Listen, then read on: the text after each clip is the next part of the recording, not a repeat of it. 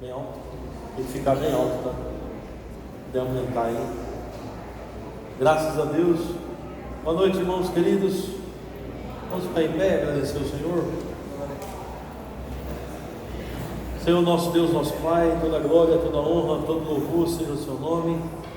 Nos aproximamos diante de Ti, pelo sacrifício de Jesus, pelos méritos de Jesus, te agradecendo por sua imensa graça, por sua provisão, sua alegria, te agradecendo pelo perdão dos nossos pecados, Pai. Pedimos, Senhor, que o seu nome seja santificado nessa aula, das nossas vidas, Senhor, que o aprendizado venha realmente trazer confiança, crescimento espiritual, valorização da sua palavra, Pai.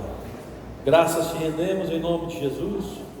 Eis-me aqui, Senhor, na sua dependência, para ensinar essas verdades. Em nome de Jesus, amém. Amém, queridos. Bem-vindos todos. Nós estamos aqui no nosso seminário teológico Vida Cristã. Nós ensinamos na última aula de Gênesis. Estamos ensinando teologia bíblica.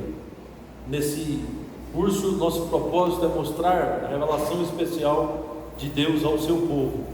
Como Deus se revela de uma forma especial à sua igreja, e Ele deu a sua palavra, que é a sua comunicação para nós, a sua proposição para nós, e a palavra, ela nos foi revelada, nossos olhos foram iluminados, nós entendemos as Escrituras pela graça do Senhor. Para nós a Bíblia Sagrada não é um livro histórico, não é um livro de conhecimento apenas.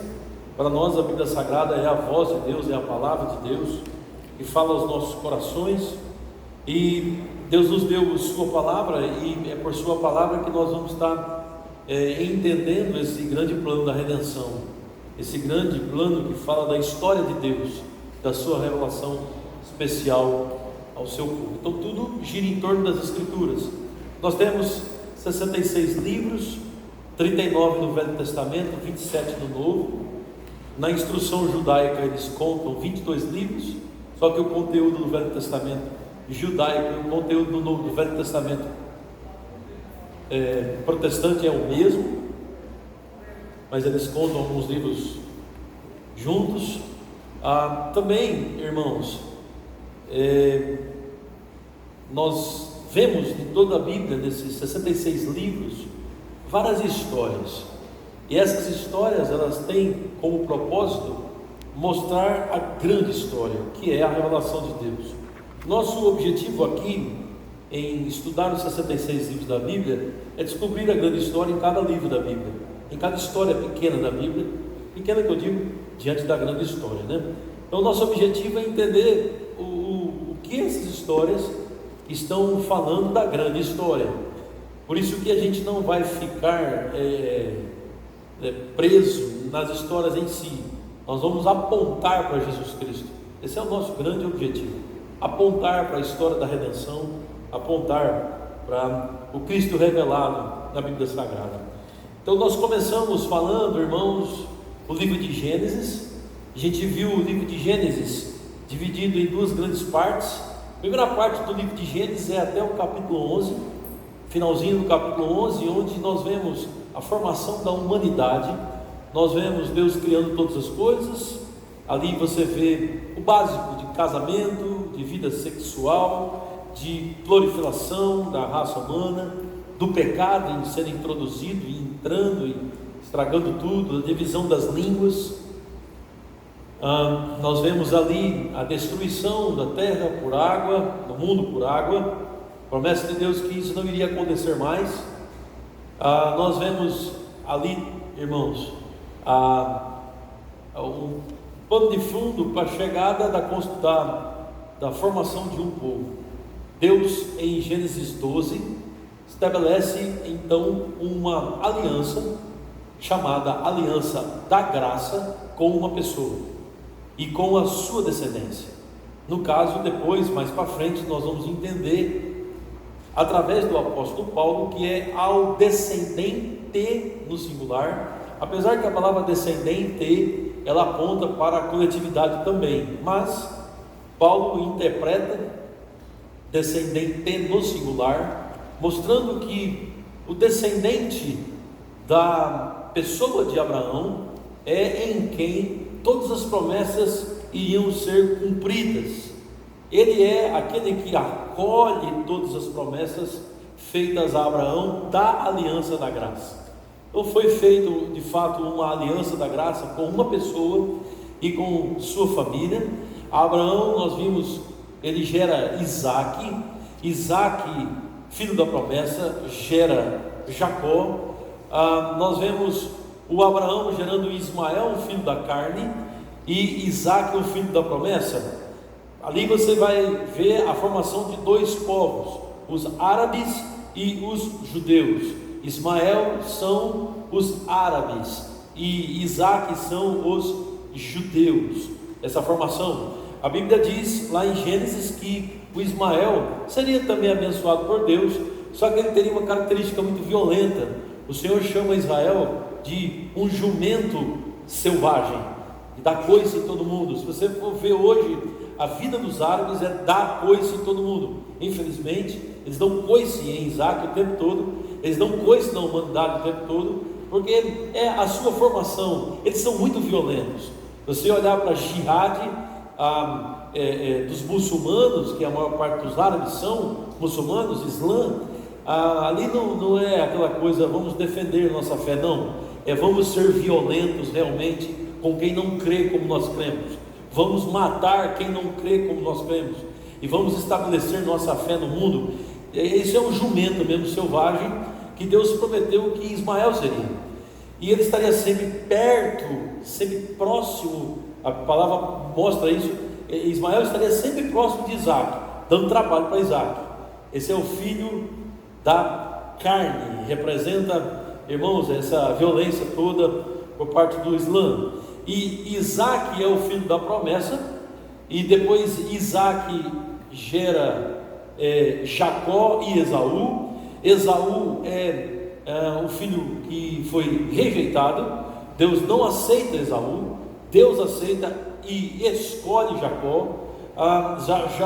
Esaú despreza o direito de primogenitura. Você vai observar na Bíblia, irmãos, que dentro da soberania existem duas realidades: a soberania de Deus e seus decretos. Deus decreta, Deus estabelece, pronto. Mas você vê paralelo a isso uma decisão humana. O homem vai escolhendo resistir a Deus, o homem vai decidindo não querer Deus, o homem vai rejeitando Deus paralelamente à sua rejeição. Então é o caso de Esaú, que rejeita o seu direito de primogenitura por um prato de comida, por um prato de lentilhas.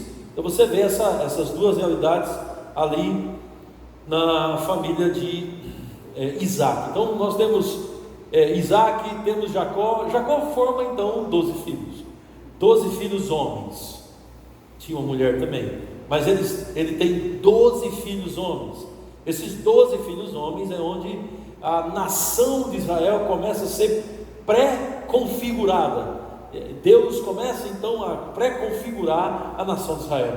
Deus troca o nome de Jacó. Jacó, ele é um perverso, não perverso, porque tem entendimento teológico de perverso, alguém que não tem aliança com Deus. Jacó tem aliança com Deus, mas Jacó, ele é um usurpador, alguém que tenta receber as promessas de Deus baseado na sua própria força, muito parecido com nós, com a gente, muito parecido com a gente, né? Tentamos muitas vezes receber a promessa de Deus com a nossa própria força, nos esforçamos, tentamos, batalhamos, justiça própria, aí vai um monte de coisa que a gente desconhece, a gente sabe como funciona. Jacó representa muito essa tentativa de ser alguém que vai receber a promessa de Deus na sua própria força, até que ele tem um encontro com o Senhor, e ele percebe que ele é o eleito de Deus. Deus o escolheu, até que nós também temos um encontro com Deus e percebemos que Deus nos ama. E Deus nos ama não porque nós fazemos as coisas certas, Deus nos ama porque Ele nos escolheu em Cristo Jesus. Então a gente percebe que fazemos parte dessa grande promessa de Deus em Cristo Jesus. Então a nossa vida ali é transformada e começa tudo então a fazer sentido. Jacó gera 12 filhos. Desses filhos que Jacó gera, estou dando um compacto do livro de Gênesis, nós entramos em Êxodo, tá, irmãos?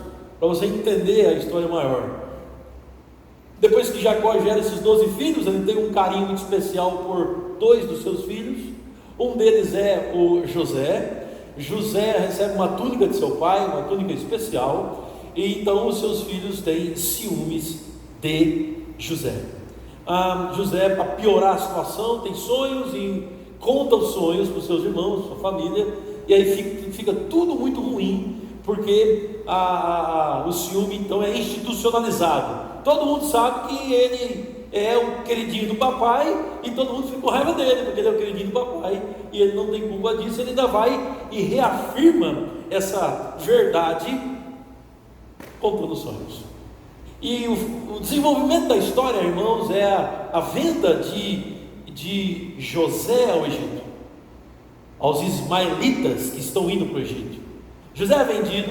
José então fica construindo a sua vida no Egito. E aí há um paralelo, olha aqui para mim, vamos entender esse paralelo.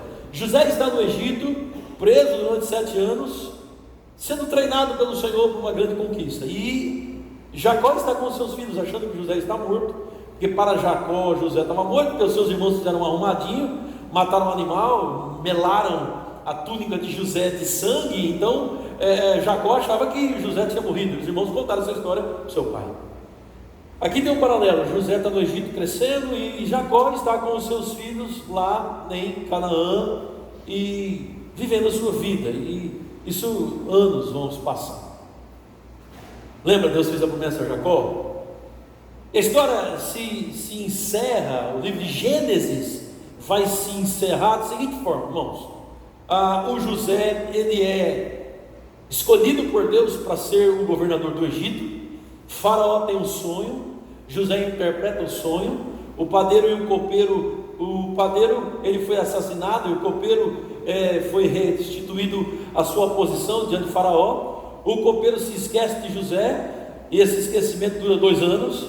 Mas depois de 2 anos, Faraó tem um sonho, onde tem 7 vacas gordas e 7 vacas magras, e José então é chamado pelo copeiro, lembrado pelo copeiro, informa Faraó. Faraó manda chamar José. José acorda pela manhã de barba, e dentro de uma masmorra, e ele dorme como o governador do Egito. Naquele dia, ele acorda como esse prisioneiro escravo, e ele toma banho, faz-se a barba de José, e então ele vai dormir ao lado do quarto de Faraó no palácio, porque ele interpreta o sonho. Então ele é colocado como governador do mundo. 7 anos de prosperidade vem. Eles guardam 20% de tudo que ganhavam. Uma boa quantia para se guardar. Se quiser fazer uma poupança, é uma aplicação aí. Se você conseguir guardar 20% de tudo que você ganha, é uma boa quantia para guardar na poupança ou investir. Eles guardam 20% por 7 anos. Após os 7 anos de prosperidade, nós estamos agora em 7 anos de pobreza. Não tem chuva, situação complica, o mundo entra em crise. Crise mundial, uma situação pior que o coronavírus. A fome se alastra em toda a humanidade. Só um lugar no mundo tem comida, no Egito, porque Deus deu o sonho a José. Faraó acreditou, José é o governador do Egito. O Egito está pronto para 7 anos de dificuldade.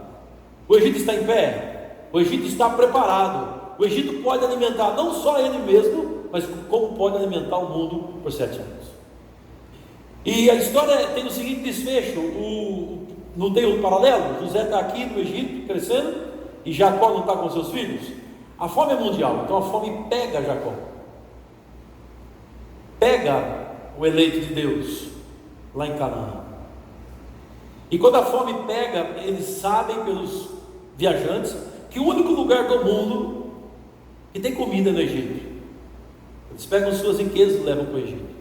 E ali existe, irmãos, você vai ler a história na sua casa. Existe uma das histórias mais lindas que alguém possa contar. Dá até para fazer filme, seriado. É espetacular o encontro de José com os seus irmãos. Aquilo tudo é um tipo de Cristo. Aquilo tudo aponta para Jesus Cristo, né? Jesus Cristo que foi vendido por seus irmãos ao mundo. Jesus foi vendido pelos judeus ao mundo, aos ímpios.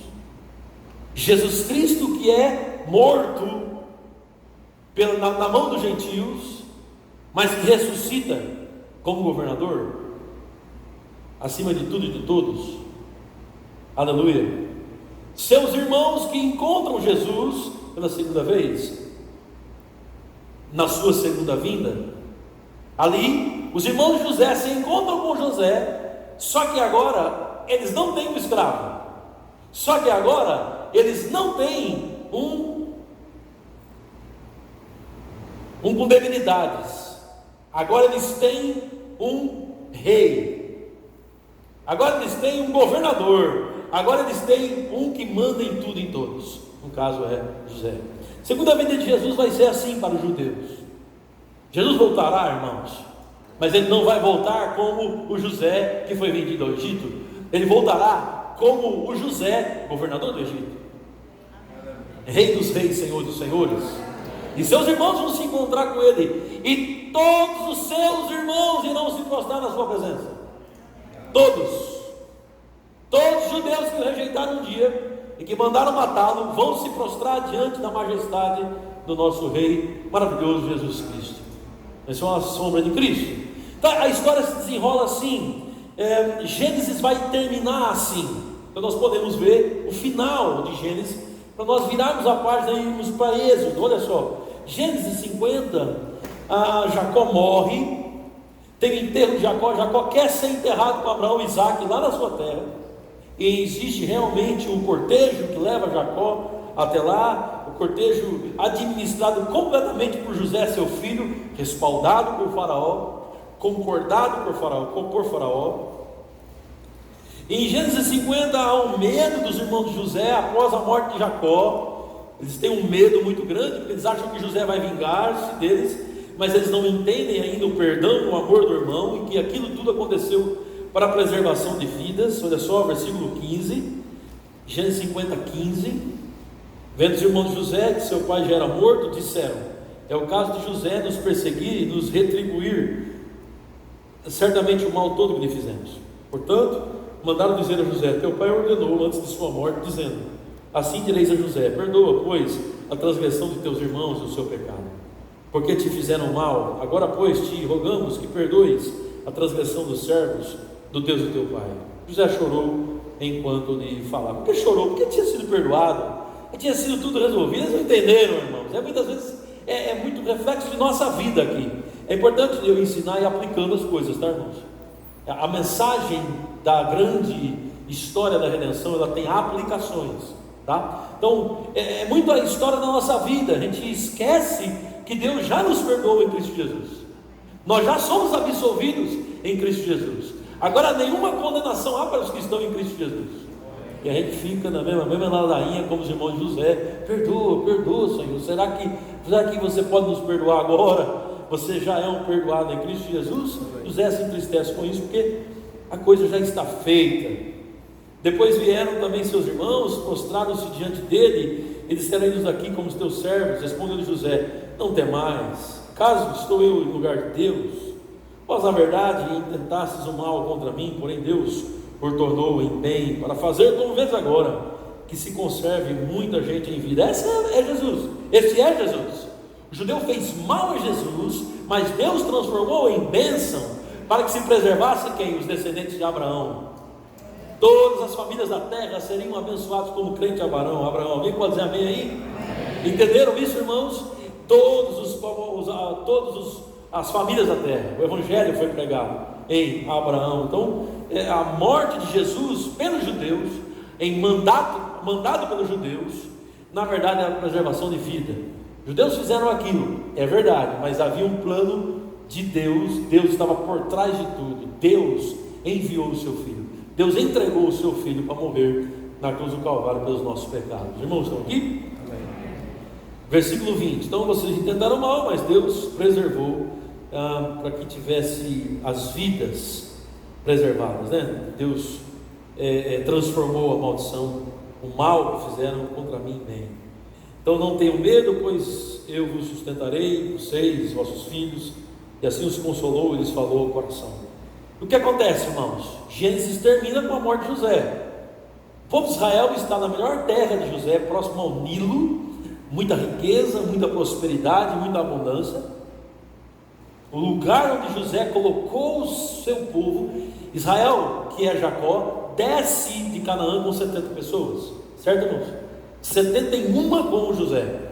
Então eles descem, já estavam no Egito, eles descem com 70 pessoas, eles ficam na região do Nilo, chamada Gozen, eles prosperam muito e crescem muito nesta região, mas José morre. Essa geração morre José, morre seus irmãos, morrem todas essas pessoas que estão inseridas aqui, morre Faraó que conhece José, vai morrendo, a geração morre, as pessoas morrem, irmãos. Naquele tempo é difícil viver mais de 100 anos, elas morrem. Então Gênesis termina com a morte de José. José morre com 110 anos, ele é embalsamado e puseram no caixão no Egito, porque era este a cultura egípcia. Pronto, aí nós temos um povo, irmãos, que está no Egito, que cresce a cada ano que passa, mas nesse crescimento há um esquecimento por parte dos egípcios em relação a tudo o que aconteceu no passado referente à vida de José. Não só o esquecimento, mas existe um problema aqui de medo, que gerou preocupação por parte dos egípcios. Olha só, aí você vira a página, você vai para Êxodo. Eu quero mostrar de onde veio essa opressão que os israelitas vão sofrer no Egito, os judeus vão sofrer no Egito. Olha só, em Êxodo capítulo 1, depois a gente começa no versículo 1, vamos para o 8. Entre mentes se levantou um novo rei sobre o Egito. Vocês estão entendendo? Lembra? Está passando o tempo, um novo rei, que não conhecera José, claro que já passaram-se muitos anos. Ele disse ao seu povo: eis que o povo dos filhos de Israel é mais numeroso e mais forte do que nós. Então, o que aconteceu? Aproximadamente 400 anos em que o povo de Israel está no Egito, eles cresceram muito. Israel, com 71 pessoas, prosperou muito, irmãos. E esse povo no Egito estava na melhor terra, estava na melhor região, porque foi lá que Faraó colocou o povo de Israel, com o respaldo de José, ou José com o respaldo de Faraó, foi lá. Esse povo cresceu muito, esse povo ficou muito grande, e esse povo ficou muito forte, certo? Aí o Egito começa a ficar preocupado. Imagina só, você tem dois povos no país. Desse lado são os egípcios, que são os donos da terra, que têm autoridade sobre o país, que têm autoridade sobre a nação, que tem um governante. E do outro lado tem um povo que é maior que os egípcios, mais forte que os egípcios, mas que ao mesmo tempo estão debaixo da autoridade dos egípcios, estão vivendo a sua vida aqui, mas tudo dentro do mesmo território. Era a terra dos egípcios. Tudo isso aconteceu no Egito, irmãos. Estão comigo? Há um medo, uma preocupação, uma ansiedade instalada no coração do Faraó. O Faraó está desse lado, ele pensa: espera aí, esse povo é muito grande, não é forte. Se vier um inimigo se associar a ele, eles destroem a gente, eles acabam com a gente. E aí então começa um problema, se estabelece então em Êxodo um problema que vai gerar a saída de Israel do Egito, que foi prometida para Abraão. Lembra quando Deus aparece a Abraão? Gênesis 15, vai lá comigo. Gênesis 15, Deus faz a promessa a Abraão, versículo 13, está fazendo a aliança, cumprindo a aliança, fazendo as promessas. Abraão está com sono. Na verdade, Deus coloca um profundo sono em Abraão. No estabelecimento da promessa, Abraão está dormindo, que Abraão não vai fazer nada, absolutamente nada. Quem vai fazer é Deus. Abraão não é o mediador, desta aliança, não é o mediador. Então ele está dormindo. Versículo 13, então lhe foi dito: sabe com certeza que a tua posteridade será proibida em terra alheia, e será reduzida à escravidão, será afligida por 400 anos. Então está profetizando o que vai acontecer. Mas também eu julgarei a gente a que tem de sujeitar-se, depois sairão com grandes riquezas. Ele está dizendo aqui, irmãos, que eles iriam ficar num lugar, onde nesse lugar eles iriam sofrer escravidão, mas que o Senhor, depois de 400 anos, iria libertar Israel deste lugar, dos descendentes de Abraão. Estão comigo? Amém? Então, como começa Êxodo? Êxodo começa 400 anos depois do final de Gênesis. Amém? 400 anos, muitas gerações, muita gente cresceu, muita gente foi se esquecendo do passado, e não tinha nada a ver com o passado, amnésia. E aí então começa o livro de Gênesis, o livro de Êxodo. Êxodo, irmãos, significa saída, retirada, isso em grego. Mas quando você puxa para o hebraico, o nome dos livros hebraicos, irmãos, eles são dados a partir das primeiras palavras do livro. Então, Gênesis, que significa Gênesis em hebraico? No princípio, então princípio. Êxodo, significa Êxodo, primeiro versículo de Êxodo, Êxodo 1:1, vamos lá. São esses os nomes. Então, Êxodo em hebraico significa nomes, certo? Em grego, houve uma tradução do Velho Testamento para o grego, aquilo que se chama pelos teólogos de a Septuaginta. Eles traduziram, e quando traduziram para o grego, o nome dado para Êxodo não foi nomes, porque Êxodo em hebraico é nomes, entende, irmãos? O nome dado para Êxodo foi saída. Eles colocaram o nome mais lógico, né? Israel saindo do Egito, saída, partida. Por exemplo, se você virar aí Levítico, próximo livro do Pentateuco, vamos lá, nós vamos, se Deus nos permitir, entrar em Levítico hoje também, sair de Êxodo e entrar em Levítico. Levítico é uma continuação de Êxodo, como Êxodo é uma continuação de Gênesis, Levítico é uma continuação de Êxodo. Levítico significa, vem do grego Levition, né? Levíticos significa os descendentes da tribo de Levi. Vai falar sobre o sacerdócio levítico, certo, irmãos? Esse é o significado da palavra Levítico, né? Os que vieram da tribo de Levi. Vai falar sobre o sacerdócio, as ofertas, etc. Mas em hebraico, Levítico significa Shamou.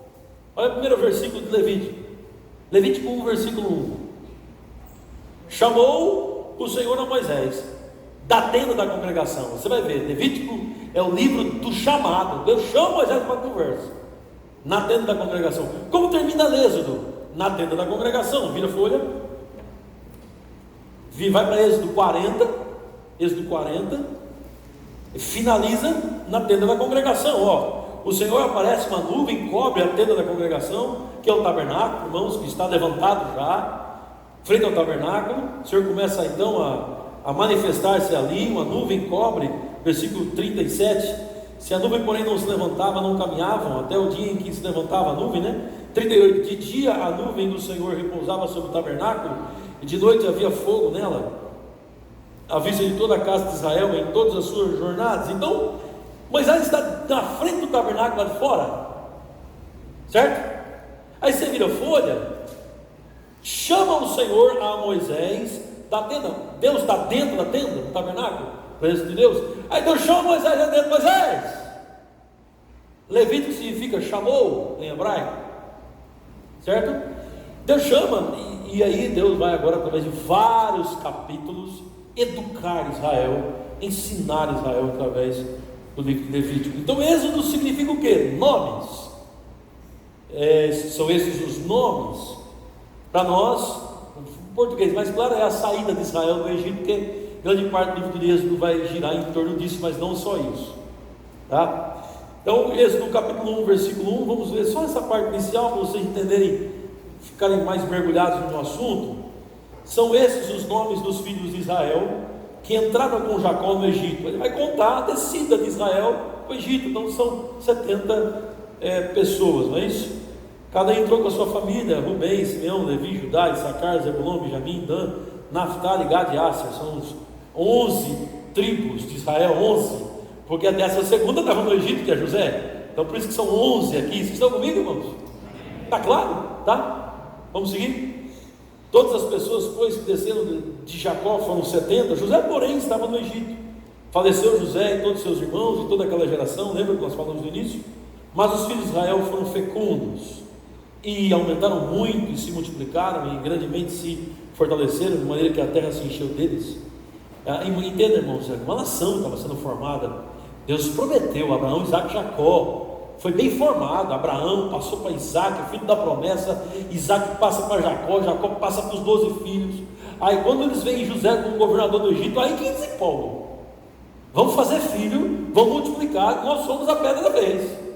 Nós somos o povo escolhido, vamos lá, gente. Essa nação, irmãos, é uma potência, os judeus, gigantesca. Somos eleitos de Deus, vamos crescer, vamos avançar. É isso que eles estão crendo, só que eles estão numa terra que não é deles. Entre mentes, versículo 8, se levantou um novo rei sobre o Egito, que não conhecera José. Ele disse ao seu povo: eis que o povo dos filhos de Israel é mais numeroso, mais forte que nós. Ei, usamos de astúcia para com ele, para que não se multiplique e seja o caso que, vindo guerra, ele se ajunte com os nossos inimigos, peleje contra nós e saia da terra. O Egito estabeleceu-se vencendo guerras também. Os povos daquele tempo se estabeleciam vencendo guerras.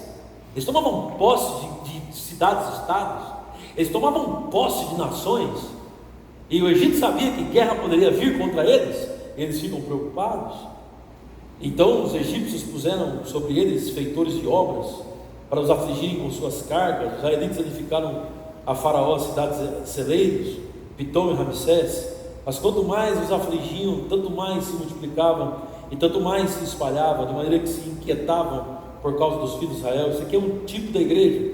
Quanto mais aflige a igreja, quanto mais inquieta a igreja, mais a igreja do Senhor Jesus Cristo cresce. Então os egípcios, com tirania, faziam servir os filhos de Israel. Eles fizeram amargar a vida com dura servidão, em barro, em tijolos, e com todo o trabalho do campo, com todo o serviço em que na tirania os serviam. E agora, irmãos, a situação piora a partir do versículo 15, porque o Egito quer varrer Israel do mapa. Esse é o propósito. O Egito quer matar os homens. O Egito quer cessar a nação israelita.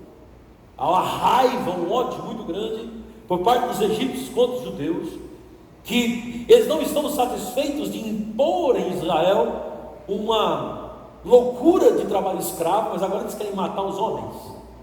Começam pelas crianças, os machos, as criancinhas, os meninos. Os meninos vão nascendo e eles pedem para as parteiras matarem as crianças e deixar só as meninas. Sem o homem, irmão, não tem a perpetuação daquele povo. É o homem que carrega a semente. Então eles querem destruir a nação, querem acabar com a nação. As parteiras não se submetem a eles, se submetem a Deus. As parteiras temiam a Deus, versículo 21. E porque as parteiras temeram a Deus, ele lhes constituiu família. Então ordenou o Faraó, todo o povo, dizendo: a todos os filhos que nascerem aos hebreus lançarei no Nilo, mas a todas as filhas deixarei viver. Então agora ele começa a matar crianças afogadas. A situação de Israel, os meninos vão nascendo, o povo está crescendo, o povo está prosperando, e cada menino, irmãos, é jogado no rio. Eles são mortos pelos crocodilos, eles são mortos, afogados, os meninos morrem afogados. A situação é trágica, irmãos. No meio disso vem uma personagem do livro de Êxodo, é Moisés. Moisés é um nome egípcio, irmãos, falado pelos judeus Moshe, e em hebraico, né? Mas Moisés, Moshe, é uma tradução do nome egípcio, que foi dado a ele o nome egípcio. Ele então nasce aqui no capítulo 2. Vamos lá ver o nascimento de Moisés, porque ele é a figura central. Depois eu posso pular os capítulos, mas esse aqui é a base, não tem como a gente pular, é a base da história de Êxodo. Versículo 1, capítulo 2: foi-se um homem da casa de Levi, casou com uma descendente de Levi, a mulher concebeu e deu à luz a um filho, vendo que era formoso, escondeu-o por 3 meses, não podendo porém escondê-lo, por mais tempo, tomou um cesto de junco, calafetou-o com betume, piche, pondo nele o menino, largou no caiçal à beira do Nilo. Então aqui a mãe do menino pega Moisés, coloca ele num cestinho, tanto que hoje os cestinhos que levam as crianças têm o nome de Moisés, por causa desse episódio. Esse cestinho, ele vai no rio Nilo, e a mãe vai acompanhando aquele cestinho, e esse cestinho, irmãos, vai dar lá onde a filha de Faraó está tomando banho. Olha só o versículo 7, versículo 4, a irmã do menino ficou de longe para observar o que havia de suceder. Desceu a filha de Faraó para se banhar no rio, e as suas donzelas passeavam pela beira do rio. Vendo ela um cesto no carriçal, enviou a sua criada e o tomou. Abrindo, viu a criança, eis que o menino chorava. Teve compaixão dele. Quem colocou compaixão no coração desta mulher, irmãos, para com essa criança? O Espírito Santo. Deus coloca compaixão no coração da filha de Faraó. Ela olha para a criança está chorando, ela se compadece. Pronto, esse aqui vai ser meu filho. Então ela pede que lhe tragam uma